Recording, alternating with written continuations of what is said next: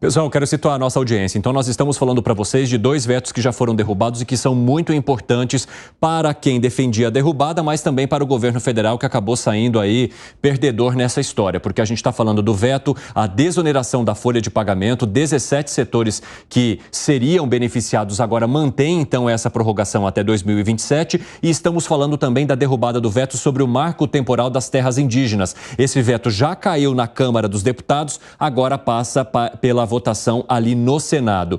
Fábio Piperno, como que o governo deve acolher uma situação que tira a arrecadação que era esperada e que também, de alguma forma, tira uma agenda que é bastante intrínseca ao governo do PT, que é o marco temporal, a demarcação das terras indígenas? Perfeito, Evandro.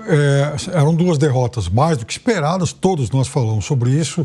Não tinha menor, era uma utopia imaginar que o resultado pudesse ser diferente do que a gente acabou de constatar.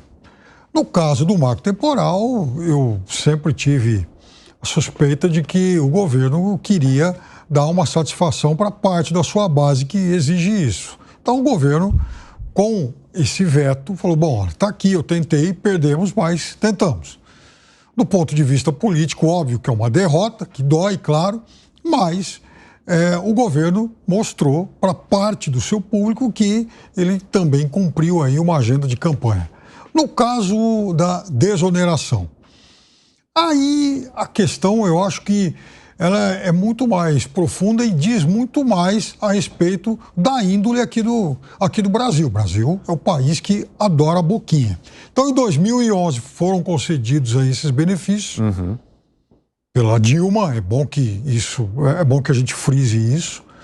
Só que quem foi beneficiado, está evidente que nunca mais ia querer largar o osso. Aqui no Brasil é assim.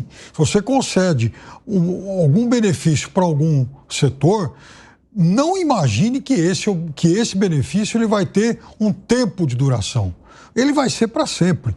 Hoje, por exemplo, ontem e hoje, os jornais estão repletos aí de matérias. Ontem tinha anúncio de página inteira de um lobby da indústria automobilística para manter a concessão de benefícios concedidos às montadoras que se instalaram no Nordeste e no Centro-Oeste. Então isso junta, por exemplo, Ronaldo Caiado, um liberal à direita, com o governo da Bahia, à esquerda, porque, afinal de contas, eles querem manter isso. E na outra ponta, as montadoras beneficiadas, o Grupo Stellantis, por exemplo, que junta várias marcas, dando aí, pagando página inteira de anúncio em jornal para explicar por que aquele benefício tem que ser prorrogado.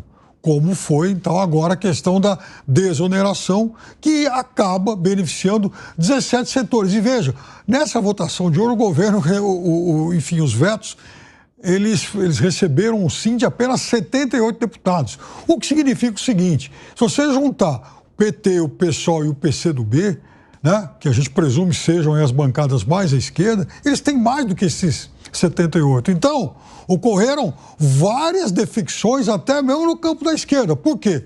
Porque são aqueles grupos também mais aliados, mais próximos das entidades sindicais que se abraçaram aí ao empresariado beneficiado para tentar manter isso.